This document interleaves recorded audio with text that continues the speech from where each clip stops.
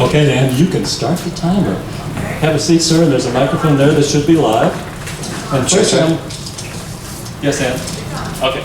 First thing I'm going to ask you is, since everyone that comes to our Tea Party meetings promises to be a true Texas conservative, what is a true Texas conservative? What does conservative mean? To me, it means following the Constitution.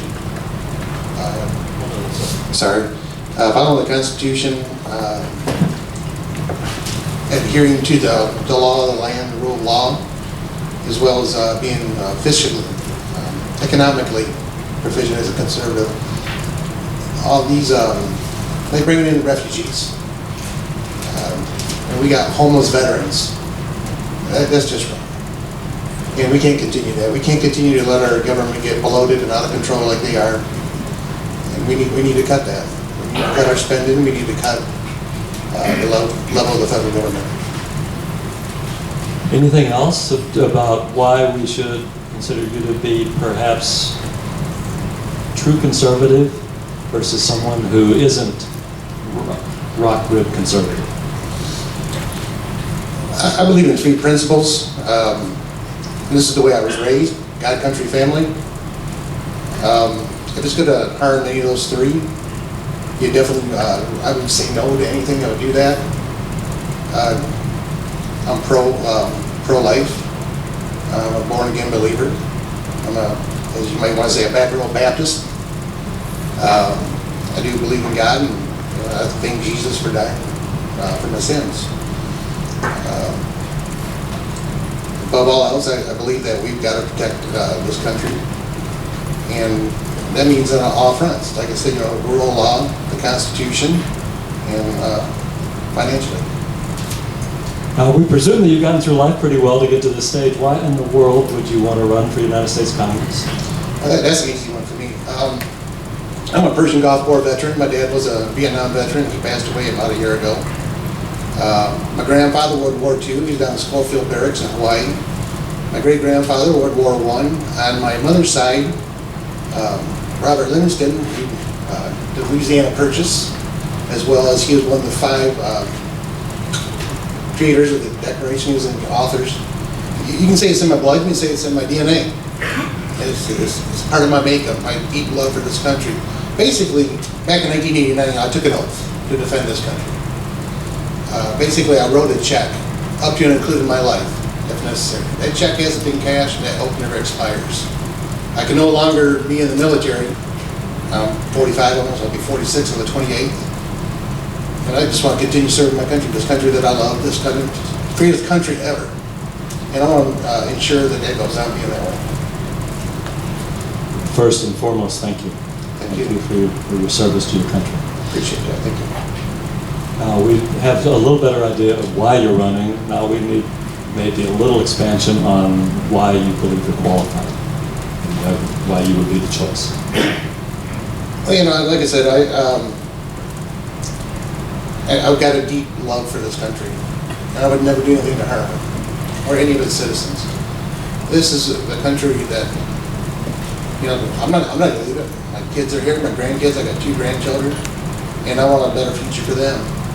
I want this country to go on with it. It's freedom's last hope, as President Ronald Reagan said.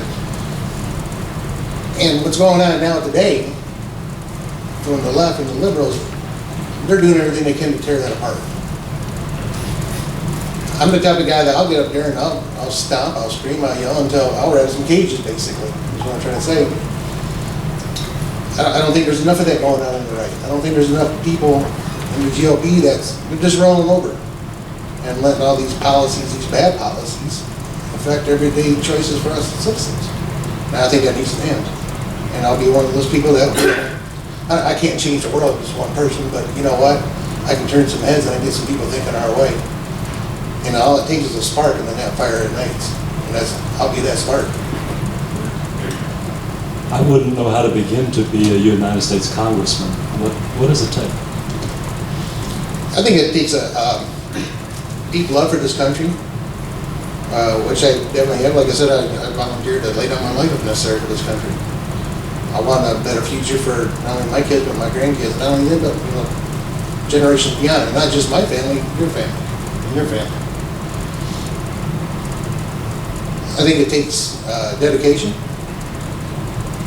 and I guess, you know, I'm one person, but I would surround myself with like-minded patriots to ensure that that would be done, to ensure that our country will not be destroyed, get off this path that we're on right now. Running for office takes some money, and every candidate will get this question. Okay.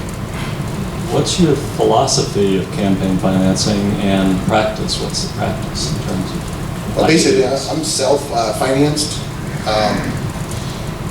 So you're not going to see a lot of my signs laying around everywhere. It does. It takes. I've spent money to get to where I'm at, and it does take money. But I also believe that you got the special interest groups that are taking the process to where it's poison. And I don't have all the answers, I admit that, but you know, I think we do need to do something about finance laws and rebate. Now let's move on to a difficult issue, and that is a couple of really tough issues. So let me select natural marriage versus the current, most recent ruling by the Supreme Court.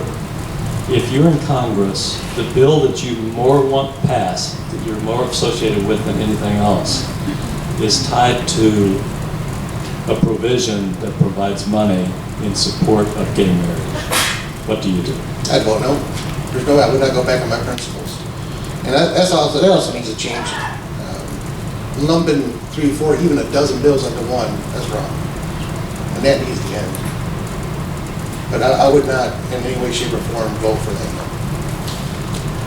Okay, at this point, we have 2 minutes left, so we'd love to add your question from the audience.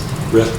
As you know, our incumbent representative in Congress has served for, I believe, 26 years or 28 years, something like that, and is 85 years old, probably is going to die in office. What's your opinion of term limits? I think we need to have term limits. Nobody should have that much power for so long. The president has term limits. There's no reason why Congress and Senate shouldn't either. Barbara? So it takes a lot of time to read any bill to know what the intended and unintended consequences are. If you don't have, you personally, not your staff, if you don't have the time to read each and every bill that you're required to vote on, how are you going to vote? I'd vote no. Absolutely. Absolutely. There's Good no reason choice. to vote yes on something we got to pass it to see what's in it. We see that train right now. There's no way I'd vote no. Right. Time for one more. Greg? You said you would support term limits for the House and the Senate. Would you support it for the Supreme Court? Would you also support term limits for the Supreme Court? Well, as we know, the Supreme Court, by the Constitution, is indeed a lifetime appointment. But I think that should be reviewed. There definitely should be some discussions, and that should be looked into. I agree with that, yes. And I have one final question. Can you think of an example of a time when you were asked, or perhaps even required by a superior person in the military or private sector to do something that you thought was a challenge to integrity? That's a good one. Can't think of nothing military-wise because I mean we're like that. You know? We hope not. Even in my civilian life, I really can't think of anything. Well, I'll let you go on that. Okay, because as you can see, we can only just hit the tip of the iceberg with these questions in 9 minutes. Please stay afterwards as long as people are willing to talk. Yes, I will be here afterwards. We do visit outside the room so the church staff can clean up as soon as our meeting's over at 8:30. But David, thank you so much. Thank you. You for your willingness to serve. It's been an honor and privilege. Thank you. First of all, thank you for your willingness to run, willingness to serve. We have a brief list of questions. The other candidates will all get the same questions. That's why you're not listening to their answers. And the first one is simply, what is a true conservative in your point of view, and what differentiates you perhaps in terms of conservatism? Please have a seat and be comfortable. Do you mind if I stand? Does that bother anyone? Yes. Yes, it does. Sit down. Okay. She's the boss. When Cindy says sit, I sit. I don't know if anyone's heard yet or not, but I just read in the newspaper today that Harris County, the district attorney, cleared Planned Parenthood of all charges. And to make matters worse, they charged the accusers. In Isaiah, it talks about in these times that they'll call good evil and evil good. That's the kind of thing that really frustrates me. We've killed over 58 million new innocent unborn babies since 1973, legally. That's 20 times more than all of the wars the United States have been involved in put together. I was born in 1974, and I tell you from the sincerest of my heart that has bothered me my entire life. I have never, ever gotten comfortable with abortion. We have to do something about it. We have to stand up and fight for what's right. And so when you talk about a true conservative, I love Sam Johnson. I do. I sincerely do. I am extremely thankful for what he's done in the military. He's a war hero. And everything that he's done in Washington, we've named a highway after him, and I'm thankful for that. But we have to demand more out of our Congress. The Heritage Action, together with the Freedom Index, two scorecards that I really like, if you average those for the 113th session of Congress, Sam Johnson scores a 68%, his voting record. John Cornyn scored a 77%. Ted Cruz scored a 92%. We have to demand more out of our congressmen. We have to. And that's why I'm running. So if you want a true leadership, then you have to look at the scorecards. We just talked about action is what really matters, and you can see action through scorecard. Another thing with conservative, and I mean this sincerely, I know there's mostly candidates in here, so I'm going to talk to candidates as well, is we have to be careful who we endorse. We don't endorse people that we love. We have to endorse people that have a good voting record. When we endorse someone, that means we endorse their voting record. So with all due respect, I'll probably get thrown out of the room for this, but if you are endorsing Sam Johnson, that means you are endorsing a 68% voting record. That means you need to also endorse John Cornyn. You need to also endorse people like Marco Rubio, who has an 81% voting record. We have to endorse, we have to vote, we have to support for not people that we just love, but for people that are doing what we need to get done in Washington. And that's how you determine a true conservative, is when you stand up like I'm doing, and you say something that's not popular, but it's right. And everybody knows it's right, and that's how you determine a true conservative. Okay, you've already tackled this question. Anything you would add as to why you're running? Why in the world would you give up your personal life and do this? That's right.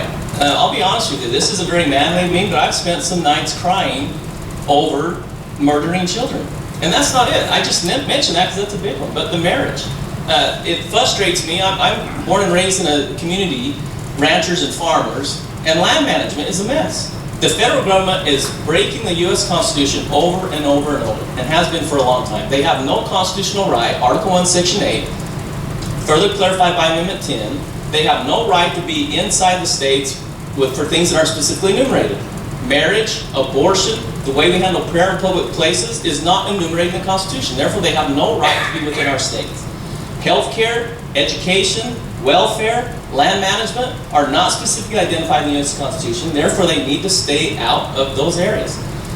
The one constitutional obligation they have is securing our border. That really, really frustrates me. The sex trafficking, the drug traffic, the crime. Plus, it costs us $13 billion. The state of Texas alone costs $13 billion annually because of an open border. We have to hold the federal government accountable for that. And a 68% voting record is not getting it done. And that's why I'm running. That's why I'm doing something that's not popular. I've sat here, I'm not a career politician, I'm a citizen just like most of you. I've sat here and watched this over and over. I begged and I prayed that someone will get in and do the right thing, and it hasn't happened. And so finally I felt like the answer is I have to try and do something. And that's why I stood up and do everything I can to try and make this change. We have to get Washington out of the state of Texas, both financially and morally, and we have to demand and make them secure our border as our highest priorities. Okay, beyond the passion for why you're running, tell us about your qualifications, if you will. That's a good question. My two highest priorities, which I think make me more qualified than anything else, but we're going to talk about qualifications as well.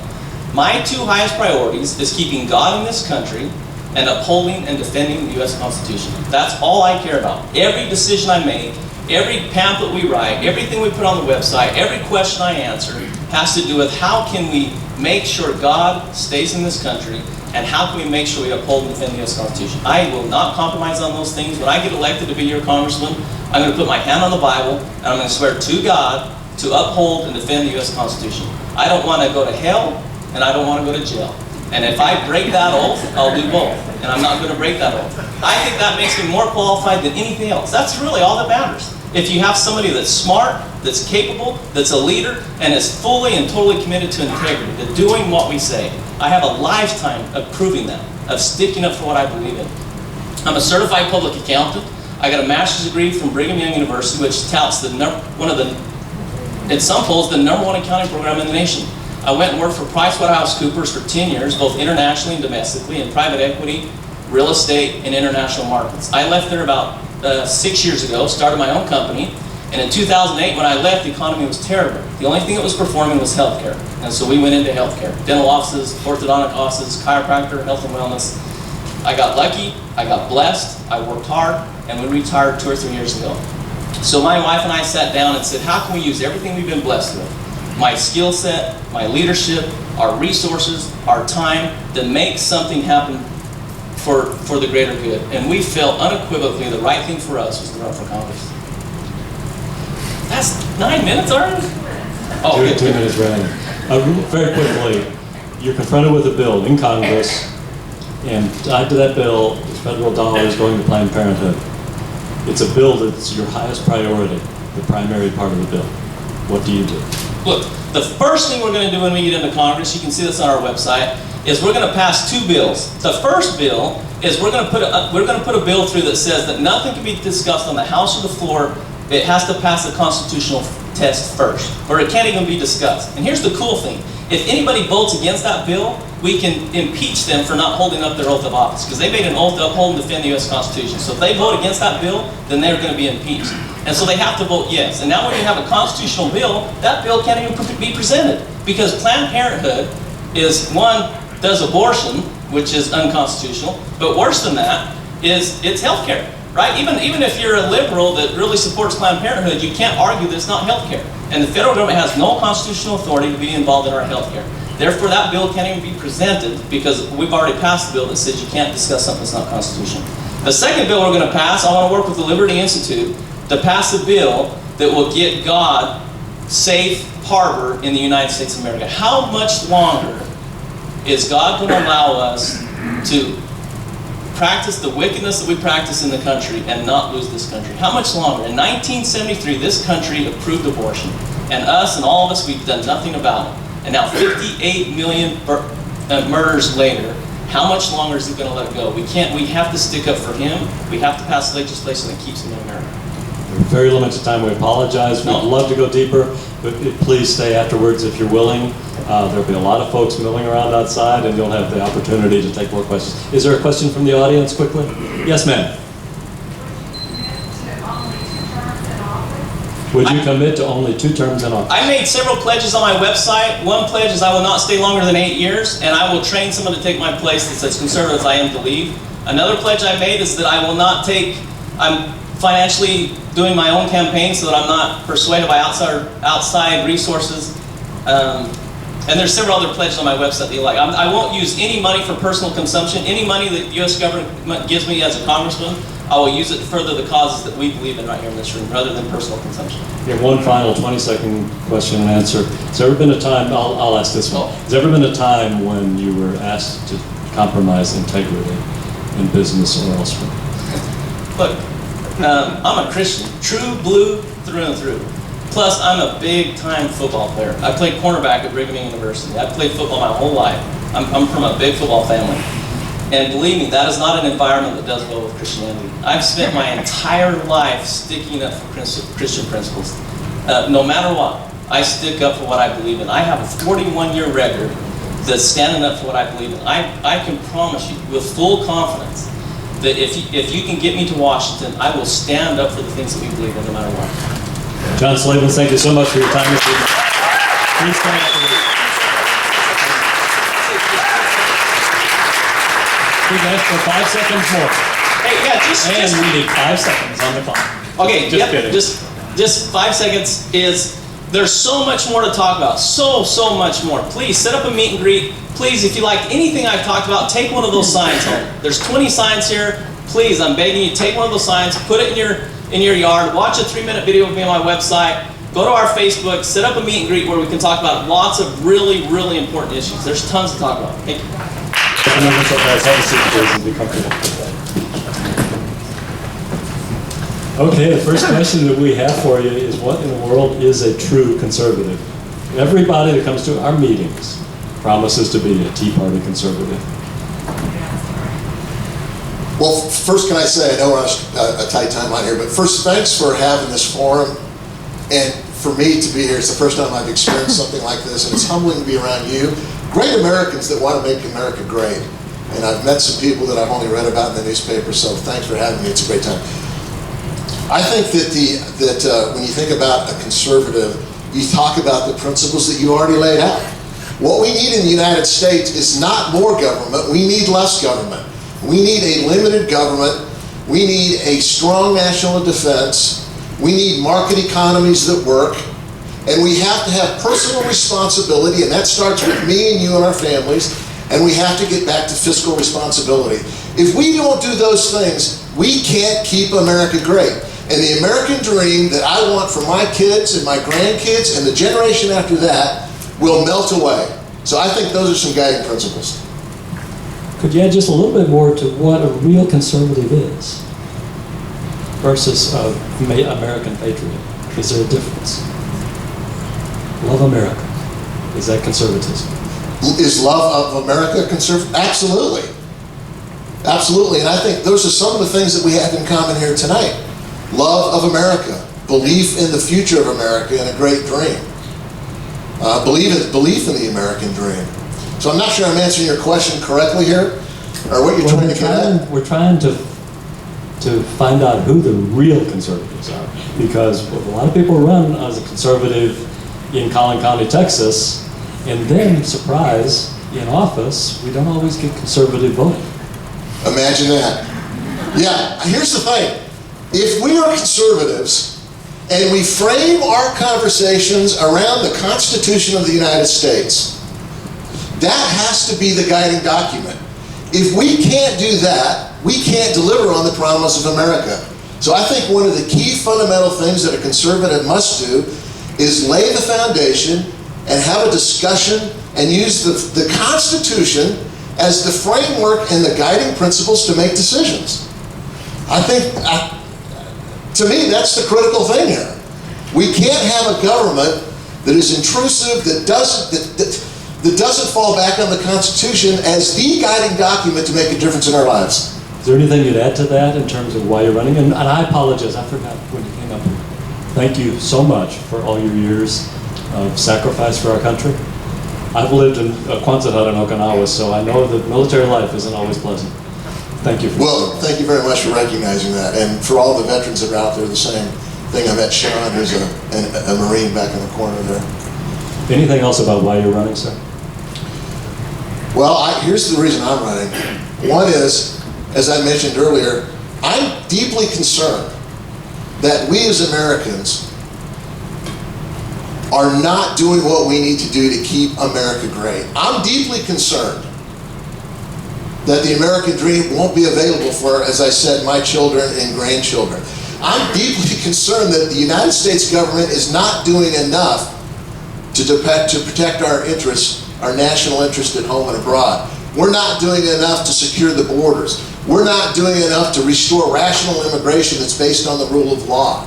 We're not doing enough to transform government. And I believe if we want to do that, we've got to send people to Washington that think and act differently than we do today. Because if we don't, we're going to have the same conversation 2 years from now. We're going to send the same people back to Washington, and we will have gotten the same result. So I'm running because I believe we have to defeat the status quo. I believe that we need strong leaders now, and I believe that we need strong leaders in the future. Anything, sir, that you would add to that in terms of your qualifications? Anything we need to know about why you're qualified? Well, I mentioned earlier, I've got 5 kids and 12 grandkids. What I bring to this office is 30 years of experience in running large and small businesses. What I bring to this office is my understanding of education. I teach in the university system.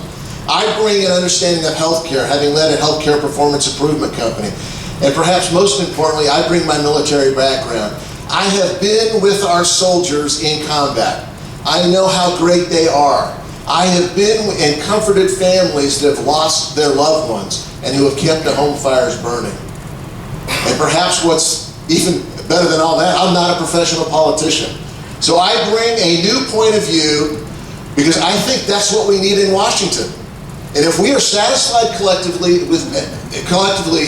as a nation or in this group with the politicians that we currently have, then we should send them all back to Washington. But if we believe that we can get something different, if we believe that we can make a difference, then we need to do something different with our political leaders. And there's nowhere better to start than right here in Collin County in District 3. Thank you for that. Now, a question that we're trying to ask everyone. Campaign financing is essential. You can't run without spending a little money. Yes, Maybe a lot. as I'm finding So out. what's your philosophy and practice when it comes to campaign finance? Well, my practice is I'm funding my own campaign. I've got a few donations here and there, but by and large, I'm funding my own campaign. And here's what I'm discovering. So I'm new in politics. Some of you might think that's good, some of you might think that's bad. But what I've discovered so far, and the people that have donated money to my campaign is, I don't want to be beholden to anybody that's going to finance my campaign. So what I think we need to do in the United States is we need to first off, I think Dodd-Frank's, the finance campaign reform bills, that's got to go. We got to reform that and bring it back. I don't think our politicians in Washington should be able to be bought. I don't know how they can represent Americans. I don't know how they can represent you and me if we have insurance companies in their back pocket or other big donors. That's not what makes America great. Okay, there are a lot of critical issues. Immigration, Syrian refugees, defense of natural marriage. If you're in Congress and the bill you worked hardest for is somehow connected to provision to provide dollars to Planned Parenthood, what in the world do you do? Yeah, first off, I am totally opposed to federal funding for Planned Parenthood. This is one reason why I think that at the end of the day, we should think and have a big debate about line item veto on the national budget. We cannot hold hostage those things that make America great, to include national defense, if we also have to fund things like Planned Parenthood. So I would strike that at the very beginning. Okay, we'd love to have more time with you. We're down to the audience question portion. And Okay. the most important thing is to please stay as late as you can after the meeting. Okay. And there'll be a lot of people milling around and wanting to talk to you Okay, very outside good. in the All hallway. right. Question, yes, sir. What are your thoughts about the Middle East and what would you do? Well, I think, What are your thoughts about the Middle East and what would you do? 30 seconds. well, first off, I think how we handle ISIS right now is going to be a defining decision that we make in America. I think that we have to decapitate and kill ISIS right now. We can't mess around any longer with them because it affects our national interest at home and abroad. And there's things that we need to do. We need to consult with our military leaders. We need to make sure that we go in with clear objectives and an exit strategy. And we need to bring all the elements of national power to bear. Diplomatic pressure, informational pressure, military pressure, and all the finance pressure that we can get off. That's what we need to do in the Middle East. A hard question to answer in 30 seconds. Howard, please. As a field-grade officer, you're very familiar with building teams. I'm curious about how you've gone about building your team to get you elected for Congress. Well, first off, I believe that teams are absolutely how you win wars and how you make Congress work. I believe that our best leaders in the future are going to be those leaders that learn to collaborate at a totally different level. So you've got to build trust. Trust is the glue that holds teams together, and that's why we need great people in Washington. Final question from the platform here. Has there ever been a time when your integrity was really challenged and you had a difficult decision what to do? Well, first off, I think every decision we make is important because our decisions determine our destiny. But if we are grounded, and I try to be grounded, and I wouldn't say that look, I'm a human being. I make mistakes just like everybody else. But if we are grounded in principles, when we make decisions, those decisions are based on those principles, there's a high likelihood that we can live a life of integrity and make the right kinds of decisions. Wish we had more time up here. Please stay this evening. Appreciate your time so much and your service.